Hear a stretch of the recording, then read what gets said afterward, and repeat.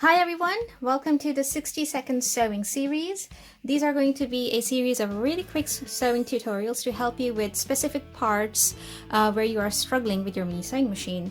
So in today's episode, I'm gonna show you how to solve your mini sewing machine skipping stitches. So I've got a layer of batting sandwiched between two layers of felt, and I'm gonna sew a straight line and show you what that looks like.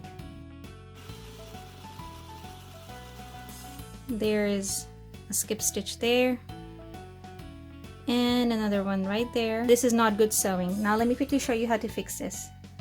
So I'm going to sew exactly the way I did earlier, only this time I'm going to press down on the presser foot with this sharp pointy little pair of scissors. Let's do this.